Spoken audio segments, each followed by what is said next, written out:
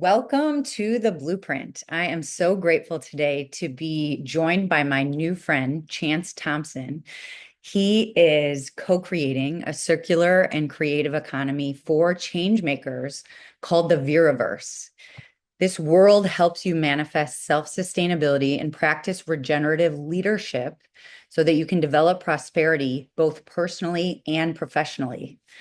It's meant to strengthen your connection to the natural world while mastering the machine world to create a more sustainable humanity. Chance, welcome to the Blueprint. Yeah, thanks, Marley. Great to be here. I wanted to mention really quickly, our worlds kind of intersect in many ways. One in which is you are the former senior manager of sustainability at the Salt Palace Convention Center in Salt Lake City. So that's kind of a little bit about where I would love to jump off at, because one of your precepts on your website is design the life and work that you want. So you've definitely shifted away from that corporate realm into what I believe and can witness as following your dreams. So I'd love to hear about, that shift and what you're up to with the Viraverse.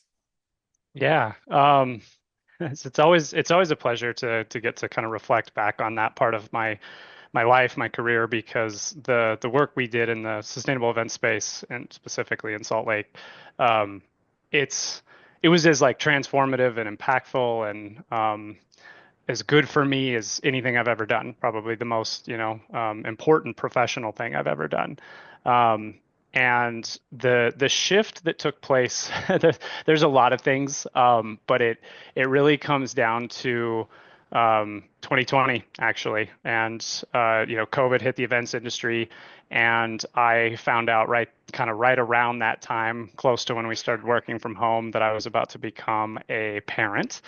And it was a big eye-opening thing for me, to kind of ponder, like, what does it look like if I go back, after having spent time at home and quality time with my wife and preparing, and also kind of realize, like, oh, I'm not really ready to be a dad just yet, so I should probably figure that out. But the other thing that it really taught me is I realized how burnt out I was.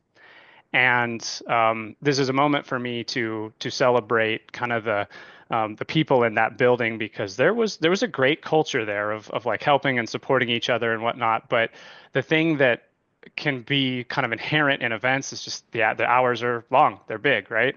And then furthermore, add in working in the sustainability space and being really, really passionate about what you do, and kind of the whole like climate change is a race against time narrative and all that stuff.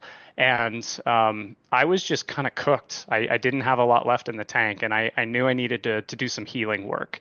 And so I went to the woods. I think my wife calls it the vision quest a bit. So the Viriverse vision makes sense, I guess, in a sense. But just to kind of make sense of it all, because I was like, wow, we're going to bring a child into this world, and I I don't know what that looks like. Like, I don't know where the future's headed and all that. And so um, I really started thinking about that. And first and foremost, I was like, okay, I need to protect my existing job and the team we had, because we had two of the newest positions in the building. At that time, we had kind of built a sustainability department almost, and we were really close to that anyway. And so protect those things. But I was like, yeah, but what if? And furthermore, what if I were to lose my job? Further than that, what if I don't want to go back, right? What if I want to do something else? And that's where this idea came to be. And the alter ego, or the sustainability alter ego, as we call it, which is the identity at kind of the heart of the Viriverse, it is this self-sustainable identity, was intersecting kind of in this like personal and professional intersection. The burnout thing came into play. And I also was asking myself this question, what does my family need me to be now, right? And it was kind of like almost like, wow, I need to be like a hero for my family. I was like, yeah, but like I'm not necessarily the hero the world needs. What does the world need, right? It needs heroes all over the place, right? And so the alter ego was kind of a way for me to inspire myself to kind of rise up. And what I realized was a way for us to inspire others to be great, but to be great in a way that meets them where they are, so that they're not pushing themselves too hard to kind of save the world or whatever, because that's not proven to be the healthiest thing. So that's the probably quickest version of the story, I suppose. Well, I would love to hear more about the Viriverse itself and Hmm. the alter ego, as you state, the process of, how you came to create what is this sort of like ideal alternate universe for exploration, what I Hmm. believe is of self and of, what Hmm. you deeply, truly value at maybe a soul level. So, Mm. can you explain, the process of creation? Both in your mind and I guess who you envision this the Viraverse supports. And obviously, hopefully it also supports you. Mm-hmm. Yeah. So I think I'll start with the Viriverse thing for a moment to say that when I started thinking about this alter ego, I was like, okay, if there's this way of being that we're aspiring to or trying to capture, there needs to be a place for that to exist, right? That identity to exist. And that's where this idea of the Viriverse was born. And it quickly became this kind of, we described it early on and still do, as immersive sustainability. And the idea was to make people feel more empowered to create a sustainable life for themselves right here, right now, and getting away from that, like, oh, sustainable future. We're trying to like create a sustainable future. The problem with that is that we we can't ever reach that. It's in the future, right? And so what it then became was this kind of presencing sort of experience, right? Just getting a lot more present in who am I? What do I want? What do I love? And so the way I describe the alter ego now is that it is alter to the status quo ego, right? That is shaped by all these things that shape us the second we're born, right? We're given a name by someone else. This is a good start, right? It's our family, right? That's a good start. But still, though, right? Chance doesn't really capture who I choose to be necessarily, right? And as we grow, we go through the school system, we go through jobs, we get guidance and mentorship. And for a while, we don't always realize how much that's shaping who we become. And so the alter ego represents a little bit of a moment where you get to say, okay, you know what? I'm going to take all of the things I've experienced, the good, the bad, the great, the evil, all the things, right? And I'm going to choose what to do with it. And it kind of is like that moment of transformation where you move from just experiencing life happening to you and starting to create life that you want to live. And it's funny you talk about the soul thing, because we literally have now in the Viriverse what's called the Soul Trust, which is the Viridescent Advisory Board. And our pursuit is to kind of show that a business can be beyond profit. And our mission, in the weirdest way, is to help people unlock a balanced soul. Because I think for change makers, they forget to live what it is they're trying to create, this sustainable world. Like, what is that? What does that mean? And so we created the Viriverse for them to actually build worlds. Like, we have planets and moons and characters and all sorts of fun things that happen in the Viriverse, but they're all really rooted in the heart of the changemaker and the soul of the changemaker and the type of world that they want to build, so that they can get away from all this machine world status quo shaping things, get creative kind of in an unlimited sort of way, and then come back into the real world and put it into their work, right? To actually make that, right? And that includes building civilizations that represent what you would like to see our culture be like, right? And then you just act it, and as a result, you create it, you manifest it here in the real world, right? Wow, that's so incredible. And I think there's a couple things I wanted to kind of note is that it feels like the alter ego is basically a witnessing of your subconscious beliefs and a lot of the beliefs that you may have absorbed or have been told were yours, or almost like this creation of an identity that maybe you didn't subscribe to, or maybe you didn't sign up for. And it's interesting because one of my recent guests um, is actually supports hospice transitions at the end of life.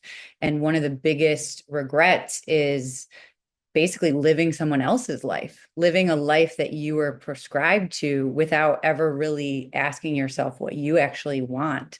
So it sounds like the alter ego is really kind of giving the ability to look at those aspects and strip down to who is it that you actually truly are.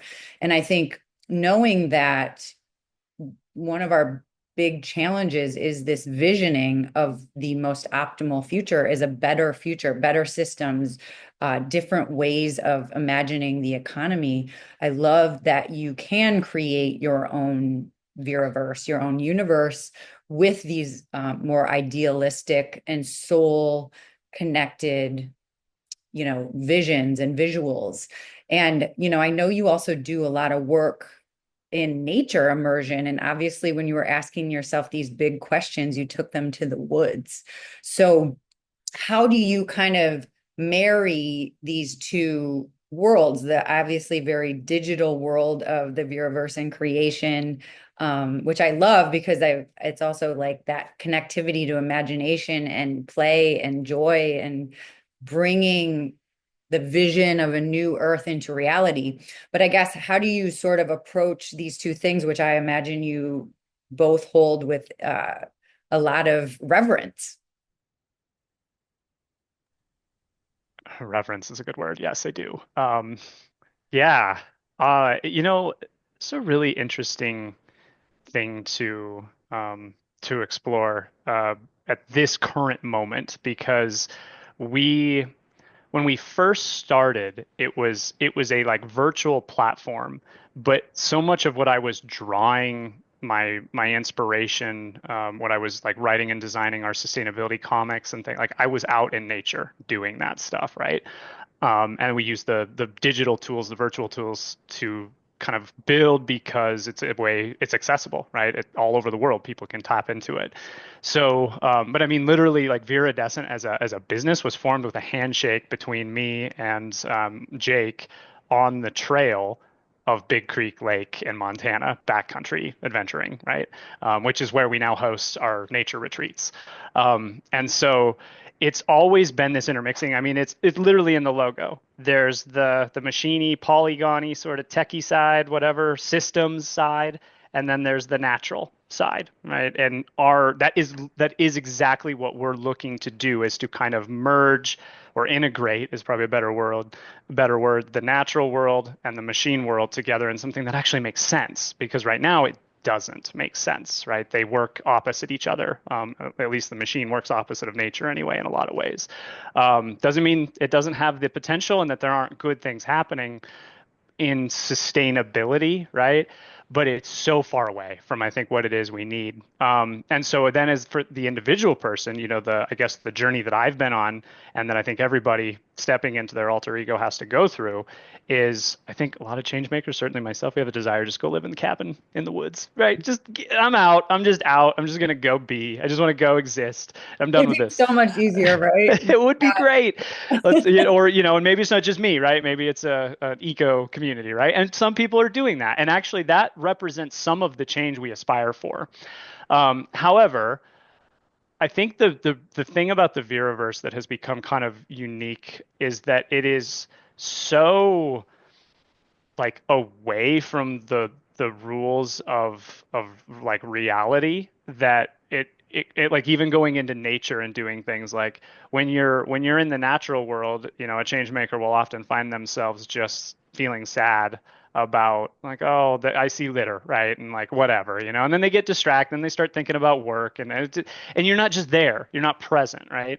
And so I think the idea behind the Viriverse is to give people a place where you can go just get lost in this like infinite world and place and not worry so much about what will work for the business strategy or what will protect this part of nature or whatever. And I know for me, when I started having that outlet, nature became what it has often been for me when I'm in the right headspace, which is an escape from all of these responsibilities and things. But I think for a change maker, it gets complicated because nature becomes a part of our work. And then we start to kind of we almost commodify it ourselves in a way, in this really strange exist kind of sort of way. So anyway, that's a little bit of a mind walkthrough of how I've felt about it. And we're still working at that. But what has evolved is we have kind of two distinct programs that have built kind of separately, but are still slowly starting to integrate into each other. Which is one is Harness Your Hero, which is where the Changemaker becomes the central character in a sustainability comic about how we find and build a sustainable humanity. And they go through a bit of a virtual adventure when they do that, right?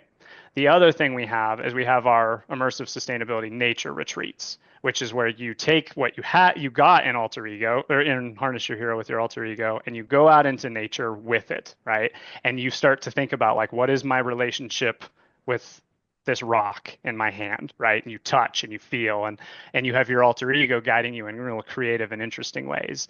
And so now we're starting to kind of integrate those things where we can actually do Harness Your Hero in natural settings. And so you get both the creative and the grounded natural sort of environment. So we're getting closer. Wow, I was going to ask you, and I was going to preface it with this is kind of personal about your relationship to nature. Because I think when you say the commodification, um, that inherently, I think, almost comes with almost like a dehumanization, and that's not even the right word. Mm. Uh, you know, um, the idea that nature is not sentient and alive, which I deeply feel akin to.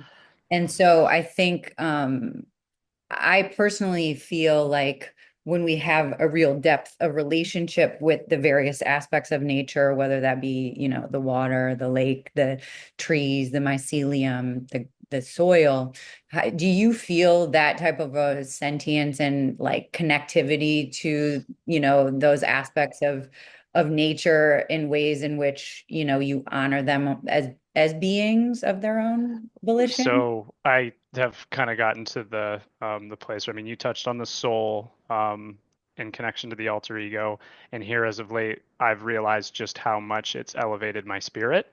And what I've realized is that that's more just like the catalyst for me to see it clearly. It's always been there, nature, right? Like the alter ego is the natural version of us, which then connects more strongly to the natural world. It is my church, backcountry hiking, like waking up in the natural world is like where I feel most at peace, um, most present, most inspired, all those things. And so, for us, we've struggled with marketing a bit because I'm like, I don't really want to turn this into content that just goes out into the social media machine. I don't know. It just feels like we're commodifying it a little bit, right? And so I think that all has been a struggle. I mean, I'll give you an example. So with our nature retreat, we worked with the Forest Service, which has been a wonderful experience. But there was an opportunity for us to obtain like a commercial permit to capture our retreat and then share it out there with the world. And I told the Forest Service, I'm like, I don't know if I want this. And the Forest Service they're always kind of like, we don't really want to give this to businesses, right? Because they don't want to commodify it either. But when I said that, they were like, nobody's ever really like said that before.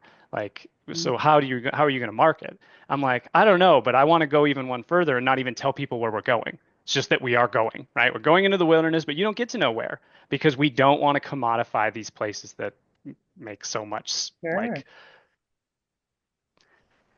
life and they just when more people traffic into these places it gets complicated, right? So as far Sure. as what it means to me, it's everything. And even though I live in the mountains of Montana, I still don't get to touch it as much as I would like to. Yeah, I feel that deeply. I have such a draw to nature that it's like palpable in my heart. And it seems like the alter ego is basically giving permission to people to really kind of revisit the wild self within, like the soul that Yeah. is connected to animals and to dirt and to the stones in the water. So, why is it that you think we need permission versus just kind of embodying that version of ourselves? Do you think that we aren't recognizing that that's missing or that we aren't empowering that part of ourselves? Mm. Mm. I think that this is a cultural challenge Hmm. for humanity, which creates a lot of uncertainty and pressure on the individual person, right?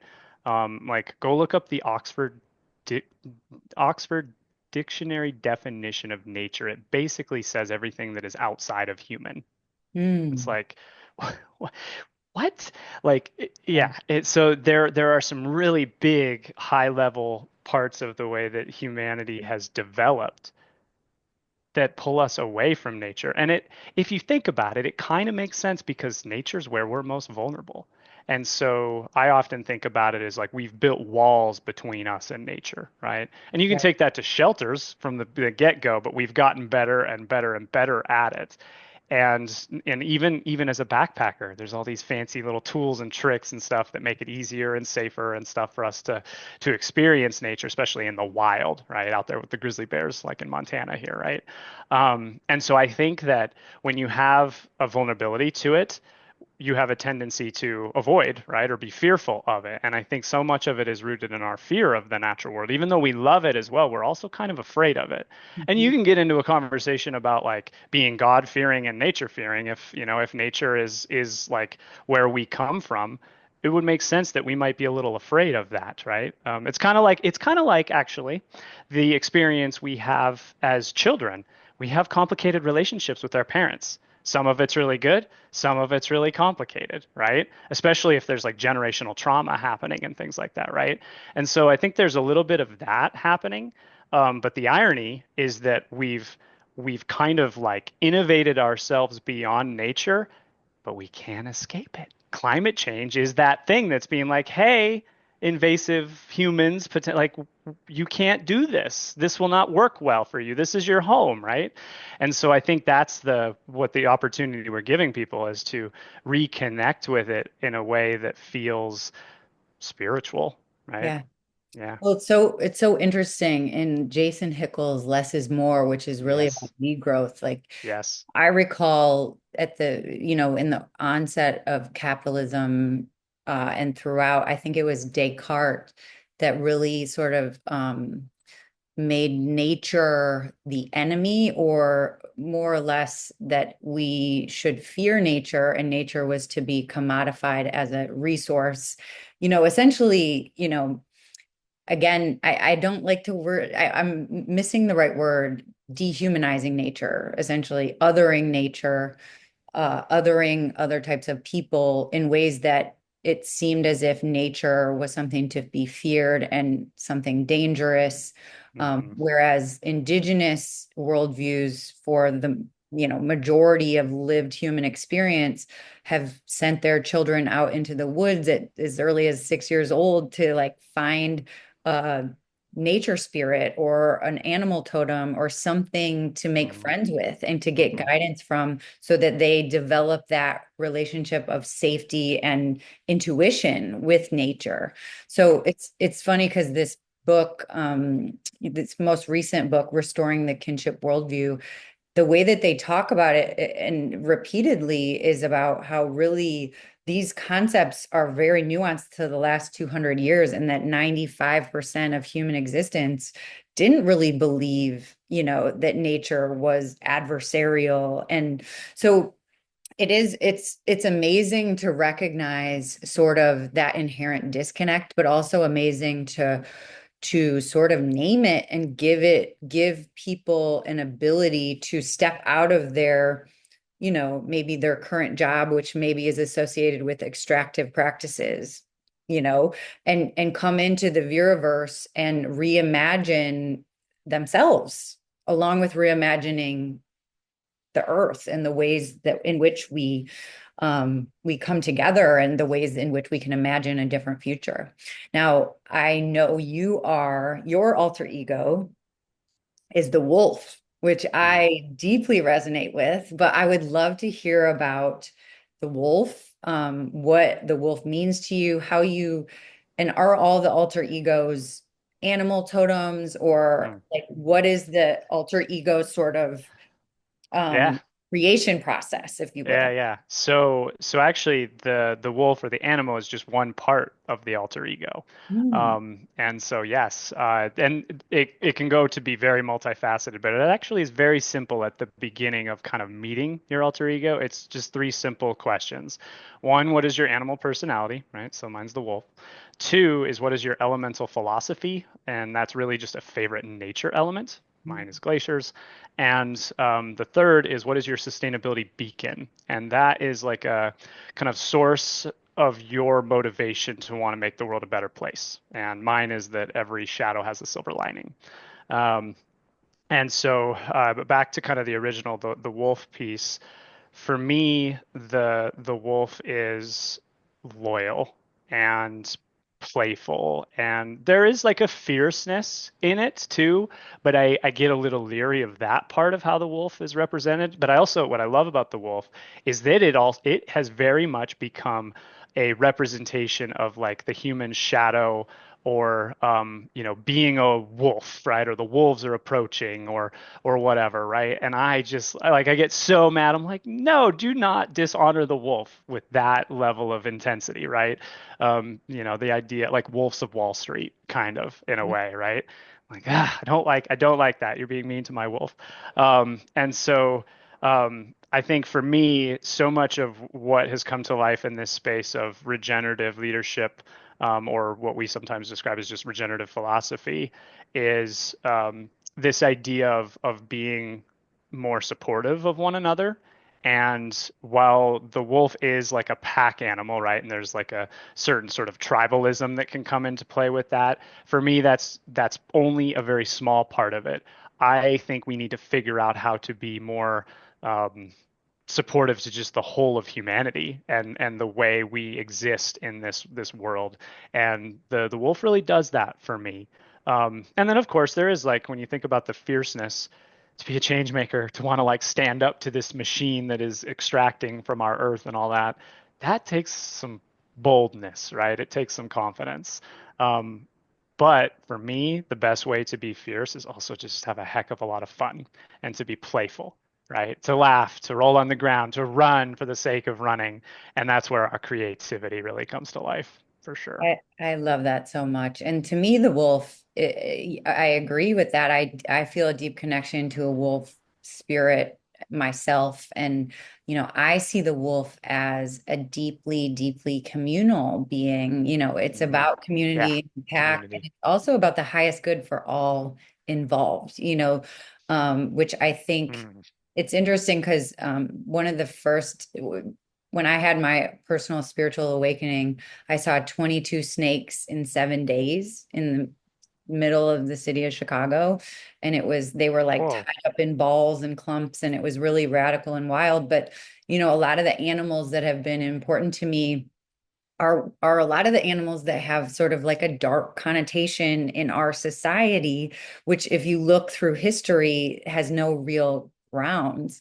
But so I love the wolf mentality. I love connecting animals and nature to, in multiple ways to self, and Hmm. giving, pride, a sense of pride in those aspects. And, it's interesting because you're talking about regenerative leadership and regenerative philosophy, and you and I have both done a lot of work around, regenerative spaces and contexts. But I think I would love to hear about what regenerative leadership and regenerative philosophy means to you, means to Viridescent. Hmm. Um, yeah. Yeah. Yeah. It's my, well, I don't know if it's my favorite thing, but it's, I think, what has the most potential in the work that we do.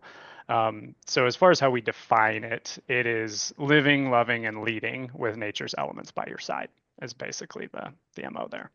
And the way it's structured is that there are elements of our regenerative philosophy. And so there's things like fire flow, shadow strengthens, water weaves, magic moves, whatever. The first part, the fire, the water, the magic, those are like naturally occurring elements.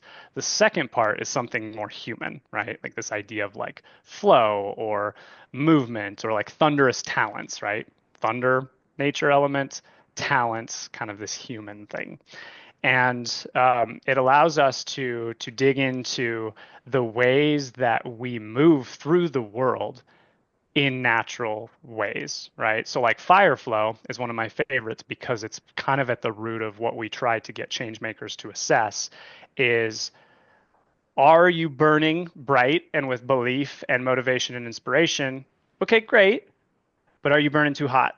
Right? And are you releasing a bunch of carbon emissions, or are you burning out? Right? And are you destined to just fall apart and become frustrated? Right? Which I spoke about in my journey a little bit. So um, that is the way that it is structured and designed, is kind of to give people a way of living that they can constantly be reminded of nature. And so literally in everything I write, when I write one of those elements, I capitalize it and turn it the color that it exists inside of our regenerative philosophy. It keeps it on my mind all the time, all the time. And inside of those elements, then there are like different rituals and things that you might be able to practice, right? So, fire flow for me is like yoga by a fire, pretty literal and obvious, and it's one of the best things that I can possibly do for myself, in the spiritual space too, not just the physical. So that's a little bit about what it is from a philosophical standpoint. Carrying that into leadership, it is, I think, really gets into this idea of like interdependence and um, compassion and grace and love for other people. Being a leader in a regenerative sort of way. So rather than bullying and tearing people down, we love and lift them up, right? Wow. Love that. And I Yeah. think I love how you have really quite literally assigned meaning to a lot of concepts that can feel abstract or unreachable for people. But also, I mean, I deeply believe in bringing ritual and offering and um, physicality back to our love of nature and interconnectivity with nature and each other. So I really, really appreciate that. And as far as your healing journey, like you're using so many concepts and even just the idea of shadow work and embracing the shadow and Hmm. shadow is silver linings.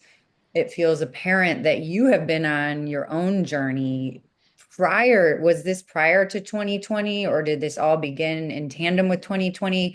And how much fun it must be to create all these really joyful and playful ways of acknowledging what often can be really hard and Hmm. deeply tough inner work. Yeah. Yeah. So I'll start at the end and then back up to the beginning. There's literally a luminary character in the Viriverse called Shadow Bear. And so when I'm feeling like I'm navigating the shadows, the darkness, I'm scared. I like go visit Shadow Bear and hang out with a cuddly, like kind bear that's gonna help me navigate the scary stuff. So so um yeah. As far as when it began, so the idea of being like a sustainability champion is very, very much at the root of this for me. I would say in 2017, 2018, I started experiencing some pretty intense health issues, specifically stomach problems. Like I was having a hard time eating anything, and I had been for a long time dealing with some chronic back pain. Come from a life of like racing dirt bikes and being an adrenaline junkie and all that. And actually, it was a basketball injury, as I've come to find out in my later years. But I was so like in pain, and so I started like, or well, not started. I continued to navigate through like physical therapy and these different things, and I found a physical therapist that was working in the mind-body connection, and she very timidly asked me, she's like, have you ever like, she's like, you should be feeling a little bit better than you are. Structurally, I feel like we're at a pretty good place, and you're still in pain. Like, have you considered like working on like the mental aspect of some of this? And I had considered it, and it was a kick, right? It was a kick, and I immediately started going to therapy. and started working through like some generational trauma stuff and whatnot, but found out that so much of what I discussed in there was sustainability work, right? And it's because I care about it. It's my calling, it's my purpose, it's my passion, you know. And so as I started working through that, I found some healing, also found some physical issues, like I'm allergic to dairy, for example, being involved in the stomach stuff. But I also then was diagnosed with a stress-induced anxiety condition that I live with till this day. It actually has been rearing its head a little bit the last couple of weeks. And so even with all the work I do, it's still there, right? But it's not about running from those things. And healing isn't the process of getting rid of, it's getting to know and understand and letting it take control sometimes and learning from it, right? And then just continue on, keep growing from it. And so, yeah, it started a little bit before, and I found some good progress, but I plateaued and then I fell off the plateau as the ambition and the work of the kind of transformational change that we were affecting in Salt Lake trade show stuff and at the events industry level started to consume me again, and I just fell apart again. And I was like, okay, like there's something deeper. I have to go to a deeper place, and that was the alter ego. That was its arrival, is when it came. Yeah. Wow. Yeah, I And love. now, no stomach stuff. I can eat almost anything I want, even including dairy, and not like die. I don't, but I can. I can survive it, and it has transformed a lot of that stuff for me. I've healed my chronic back stuff. I'm at like 95%, and the alter ego has so much to do with that, and some like healers that I've met here locally and stuff. But the alter ego took me to them too. So Well, yeah. and it's I mean, I deeply believe in your ability to meet your grief and meet your uncomfortable feelings and your pain with empathy and, Mm, without judgment of yourself. Because when I read Eckhart Tolle's A New Earth and just really, really deeply understood the power of presence in observation of whatever it is you're feeling as your soul self being able to witness, whatever variation of either past energy, current energy, or future thinking that you're, is getting in your present space, and just being able to witness it with empathy and non-judgment is like the biggest tool that I think anyone could have around supporting their nervous system. Now, I saw also on your website, some frameworks around I don't know if this was around your retreat or if this is just a general frameworks, and they were transcendence, creativity, sustainability and systems thinking, and natural connection. And I yeah, that's the love, retreat. Yeah. but I just love those even as really frameworks for life, Yeah. around supporting your mental health and well-being. But I would love to hear a little bit more about, the work that you do if you feel comfortable with sharing. I know it's a very private and personal container, but the Mm. work that you do in nature. Mm. Um,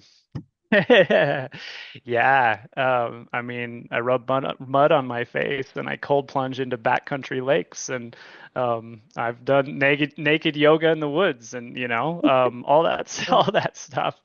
It was one of my favorite things about the nature retreat that we did, is people were so comfortable in their own skin, and they got wild, they got weird, they did natural things. Does a bear give a damn about anything but just being there and being itself? No, right? It doesn't have this like hyperactive, intellectual, brilliant sort of like human mind, right? That can be creative and think and be self-aware in this way that takes us into some silly places sometimes, right? And so a lot of the work I do in nature is to like um, try to be free. Like one of the elements of our regenerative philosophy is flower your freedom. And that definitely is at play with this. It's just truly be free because, we live in America, right? Freest country in the world. But we're not free. We're not. We're beholden to so Here it many goes. like algorithms and machines and political parties and conditions and mental models and all that stuff. And so a lot of what we try to do, or I try to do, certainly when I go out there, but we've brought it into our nature retreat experience too, is you're free. Like nobody's here going to judge you, right? The tree doesn't care, right, what you're doing. In fact, it probably celebrates you celebrating yourself. Um, So that's the broadest bit, with a few specific examples, I think. Yeah, I love Yeah. that. And I think I personally believe that shame and guilt are human creations, like, and the energies of those and judgment are really just things that humans do to other humans and aren't Yes, it's actually bullying. a part of like the actual intended reality. Yeah. So, and I also, I've done a lot of work around like pleasure, and I think Mm, pleasure in many, many ways, including just simple acts of receiving other people's kindness and love and, support is something that our society is so hesitant about. But I yeah. love that, and just the idea of pleasure and joy and bodies and nature and all these things intermingling, because really, like, who did write the rules and what are they, and what Yeah. what do It, they matter? I think it maybe is Rick Rubin, kind of talks about this idea of like nothing is real. What is real? Like it's all just status quo, societal shaped stuff that like we don't have to be beholden to it. I think one of my favorite activities we did on the retreat was everybody became their animal and they could only speak that way. They could not speak any other way, right? They could point, right? But and not even sign language, right? No sign language or anything, except for maybe primitive type stuff of like, not so like developed as we develop systems for everything people do. And it was fun, right? Like, and what was cool too is if somebody got really excited about their animal, like roared like a lion or chirped like a lemur or something, like the rest of the group would follow in tow into their animal too. And so then there was this like connection of a pack, right? For me, it was the wolf pack. Every time I howled, right, I'd hear howls come back. And it's so, like just talking about it, I kind of feel like I'm floating. I get so excited about it because it just feels truly free and genuine and simple and playful and present, right? It just is. It's not more. It doesn't have conditions. It doesn't have agendas. It's just that. That's it. It's it's so transformative. And I do a lot. I like have a dream journal next to my bed. And lately the stuff Mm, I've been writing while sleeping, like recently it was the number one thing to learn is to unlearn everything that you've been yes. told. Yeah.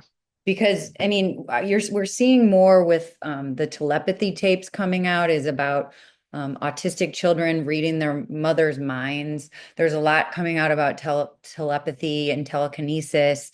And I just makes me wonder, I have some psychic abilities, how much of really what we believe we're limited to is really just what we've been told, and that we really do have these other worldly type gifts, each and every one of us, that we could access. And I think that getting back to the rawness of nature and just that fun and loosening of these moral and cultural obligations that are frankly just kind of made up by some guy before us, um, Mm. when are we going to loosen the leash? And it sounds like you're already really deeply doing it. Well, I I have an example for you actually. Since you brought it in. So in the Viriverse, we have these places called microspheres, and they are a kind of a space that represents a human state of mind or emotion. And one of them is called dream.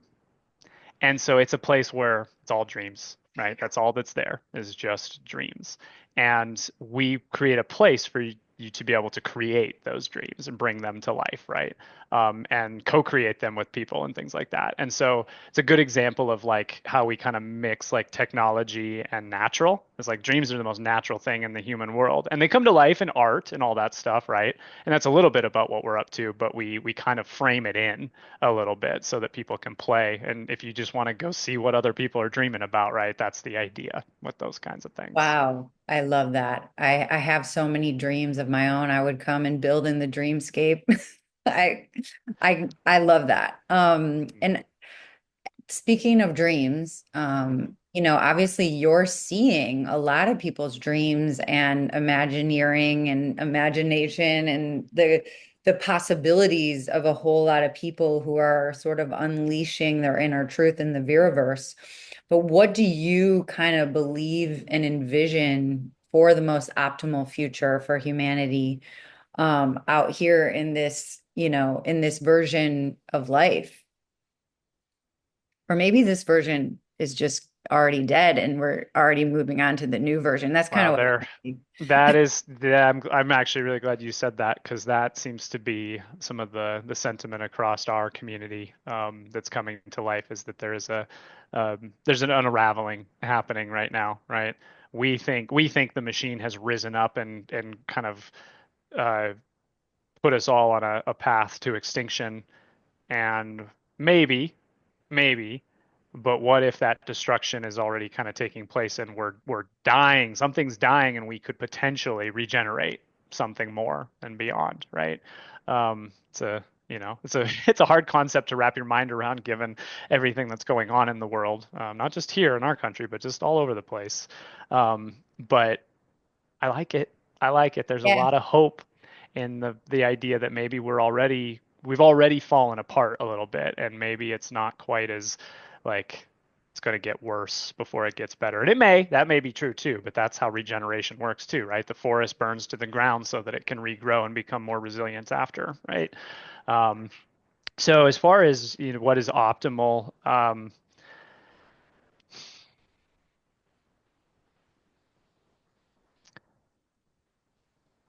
I mean, I struggle with this question a little bit because in our some of our kind of core like mission visiony sort of spaces, our thing is not for a sustainable future, but for a sustainable present, right?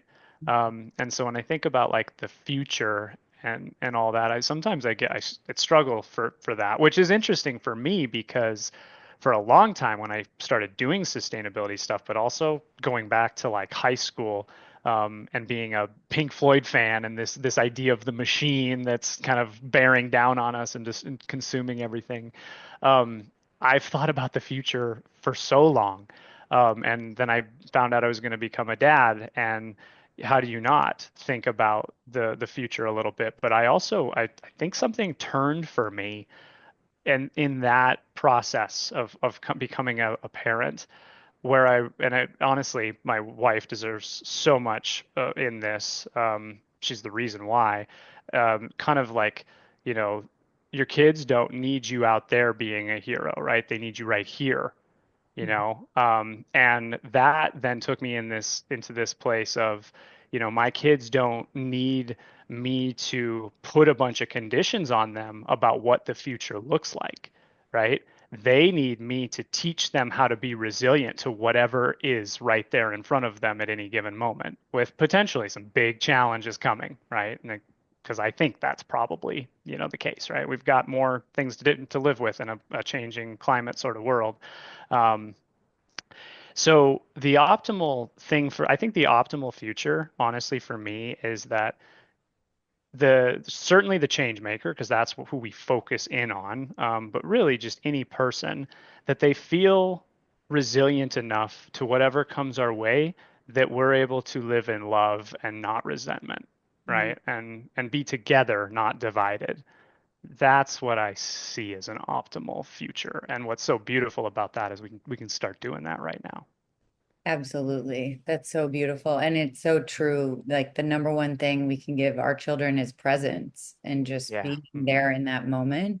And I deeply, deeply believe with everything going on that this is a unifier and that it will Hmm. bring community together.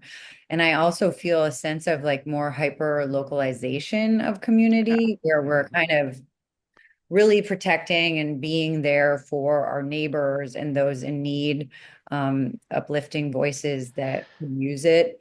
But right, I think with my background in degrowth concepts, Hmm. easy too to sort of like ping off different, you know, different ways in which a new economy could be Can come formulated. to life. And Yeah. I think that but the biggest thing is that we have imagination. Like there are no guardrails to what can be created, but what we do know is that, these gasps of, late stage exponential growth capitalism are sort of they aren't going to be what's going to take us anywhere differently than we are today. So it requires innovation, right? Y- Yeah. Deep innovation. So You just inspired a few things on my yeah. side, if I could share. And almost holding up a mirror a little bit.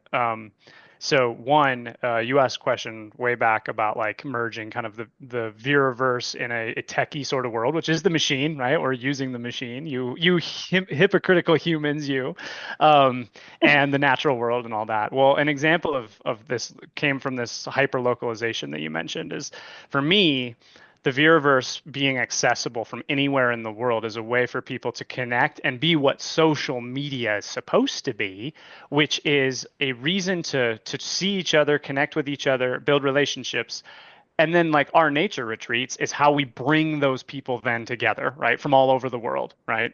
That's the power, right? And it's not to say you can do things virtually in incredible ways, right? You can. We've actually kind of figured out how to create transcendent experiences virtually, which I still struggle to say, but it's true. I've seen it, I've experienced it, I've felt it myself, but I've also seen it in the eyes of others. So that's one.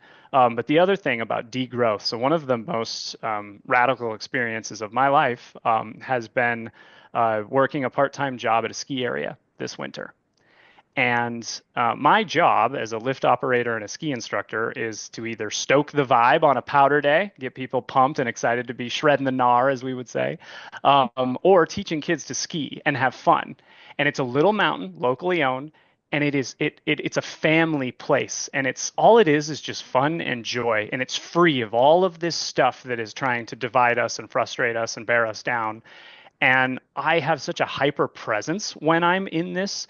And I saw it come to life this last weekend. I take my 4-year-old son skiing every Sunday, and I'm teaching him to ski. And I started letting him off his little harness to ski out on his own. And he took off out in front of me and goes down a big hill and goes around the corner. And you can hear me narrating where I'm like, okay, whoa, here he goes. And then I kind of laugh as he goes around the corner and he makes this epic turn and he's trying to hockey stop, which is pretty good for his age. And he crashes into the fence that's by the chairlift. And this laughter comes out of me. This just immense like joy. And it's the most pure form of joy I've ever observed in myself. And I think about that moment as one of the things I will remember forever in my entire life. So when you talk about like degrowth, the fact that like I've set my ambition aside for like Viridescent and this great cool thing we're doing to just kind of do something that I love, which is to be in the mountains on a pair of skis. I think we need to figure out ways for an economy that works into that, where it's like we are there because we're supposed to be. We're doing things for the sake of fun, not just because they pay us or they contribute to the growth of a corporation or whatever. And it's very vague. But it's the purest thing that came to mind when I thought about degrowth. Oh, I Um, love that. What yeah. an experience. That sounds like an epic stop too. You can stop like a hockey stop. That's insane. Yeah. Um, yeah, it's really wild because I have said this before years ago, but it's like we are the economy. Without the Mm, physical people showing up every day to run the companies, run all the processes, they don't exist anymore. And I think what is so wild to me about it is like nothing is built currently on human or planetary well-being in terms of what we actually like, what the majority of people and equity is such a huge, it's the number one predictor of happiness in a country. And so mm. if that's the truth,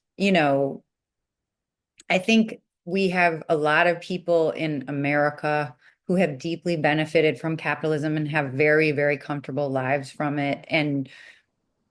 But just because you have that lens and that's been your experience, 90% of people, or 90% of people globally, um, have a very, very, very, very different experience. One in which it's really hard to even get out of, the worry about feeding your family or paying your Yeah. bill. So I think we have to also acknowledge that regardless of what your lived experience has been, there's a different opportunity to you know, stabilize the world in ways that are much more equitable and give every person a chance to have security and safety and well-being. And really you're so right. It's the joys of those moments. And really, I just had another friend on who is she's really brilliant in the education space. And we were identifying the ways in which education could be reformulated for well-being and for good. And really, what it feels like right now is that schools are a holding ground for labor markets. It's a development center to Yeah, in the labor market while their parents are in the labor market. it's a And pipeline. yeah, and really like what is it that gives us the most joy? It's being in community with our kids, with our Yeah. friends, with our families. Like, what if we had more time? Like, I guess it just all comes down to if we're all asking our 100-year-old self or, the Mhm. dying version of us what we wish we did differently, what would it be? And like, how can we make that happen now? How can we bring that into our life now? That's actually how you meet your alter ego in the Harness Your Hero journey. It's called the Mycelium Saga. You actually travel to the year 2120 and meet your alter Yeah. ego. And then, of course, work back to the present and build towards this sustainable place, future, whatever. Yeah. Wow. Yeah. Epic. And I think we talked about this the first time we met, but my love for mycelium runs as deep as mycelium. Like Oh, I yeah. am Yeah. obsessed.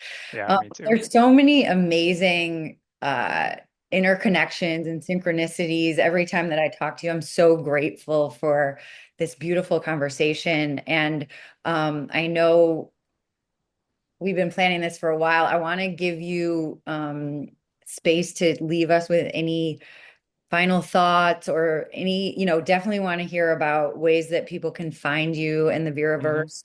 Hmm. But yeah, I just want to say thank you. Yeah. Um, Yeah, I mean, the gratitude from me is amazing. It's always such an honor when people are one, I think Marley, you just kind of get what we do. And sometimes people are like, "What? What is it? What do you do?" And for others, there's this natural reaction where it's like, "I get it. This is awesome. Like, what do I do? Where do I go?" Right? And so that is always something I really want to celebrate because it's kind of a kindred thing, right? There's a connection there. And that comes back to community and nature and what's natural and all of that. Um, yeah, I mean, as final thoughts, there's something kind of itching at me actually around this localization thing, and it comes back to the ski hill. Funny enough, it's such a wonderful thing for me um, to ski, just have fun. But it also has sustainability lessons in it as well. In that, I work for a small local hill. It has three chairlifts. And literally, the general manager said the other day when I was expressing gratitude for kind of her culture and what she's built there, it's like, yeah, none of us are making any money here. And I'm like, I know. And that's what's kind of special about it because I also lived in Park City, Utah, which is like ski capital of the world, owned by Vail in a lot of ways. And Vail literally just went through like the worst holiday season ever in Park City because their ski patrollers struck. They stopped working. And ski patrollers work to help keep people safe. They said, nope, not this time because they're so mistreated so poorly, right?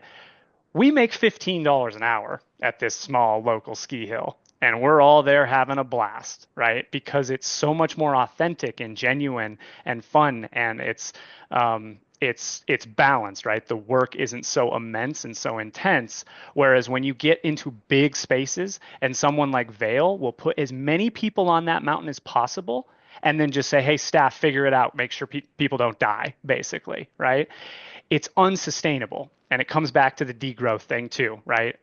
I think that there's a point when things become too big, right? And they get out, they become invasive. They become outside of their balance point. their equilibrium point, to use my glaciers. Yep. And so I just think I would encourage everybody to experience, observe, watch for, protect against becoming too big. Localization is the economy we need to move into. We need to get out of this corporate thing because 100 companies are basically consuming the earth, right? That's Totally. And yeah. even probably less if we're really Yeah. being honest. Yeah, right. Yeah, and then to like whatever, the 12 people that own half the world's wealth. What? Yeah. Yeah. But that's Yeah. exactly it. It's like GDP and profit is Yes. almost like an entity in itself that Yeah. everybody answers to, yet it really doesn't pay us back in anything, right? It pays back stakeholders, it pays back the people that are at the, Yeah. top of the food chain. Yeah. Ultimately, for the majority of people, what is it really, really doing? Right. Yeah. And I love that because you're speaking to the soul integrity and that authenticity, which like I've never made less money in my life than I have, but I'm creating things like the blueprint and I am offering things that are aligned with my soul. And so I actually feel really in alignment with myself Aligned. re Yeah. regardless. And I've also realized like I actually don't need that abundance, and I still need money to pay my rent and all those things, but like the the projection of like what we need truly to be happy is is really realigned because So this is a good bridge to sharing how people can like to kind of tap into our stuff and what the benefit and value in doing so is one, you mentioned GDP. We actually, our Soul Trust, which is our advisory board for Viridescent, just created an alternative or kind of solidified an alternative we've had it the whole time to GDP, which is called LUV, love, which is liminal universal values. And those are things like purpose, voice, impact, time, money, sure. Natural is another one of those, and it's the way we value what we do and our value in the world. And yeah, money's one of those things because the other thing that comes into play with Viridescent and the alter ego is that I realized in my process, I felt a little bit alone in my ambition to like stop climate change, even though I had so many wonderful friends and coworkers and colleagues and kindred spirits and stuff doing the work. We have a tendency to miss something, feel alone, feel not seen, not understood, right? And so much of what our work does is to see the individual person and the challenge that they face being a change maker. And as such, the whole point of the Viriverse is to create an ecosystem rather than an economy, and an ecosystem that change makers can prosper within. Because guess what, Marley? You show up on behalf of other people and planet Earth every single day, right? Why should that not be prosperous, right? And honestly, it's taken a long time and I've struggled through it myself because we're trying to break a mold, right? It's hard. When you're a do-gooder, it's like, "Oh, that's cute. You found your passion or whatever." It's like, "No, this is like the most important freaking thing I could possibly be doing. Why is it so hard to find abundance, money, right? Security?" So that is what we're working at. We're not there yet, but we invite people to join us in it because, right, the more people that come aboard, not too many people, because I think there is a line. We get too big, it becomes a machine in and of itself, but a good amount. And so to do that, at viridescent.biz is our website. And social medias and all that stuff.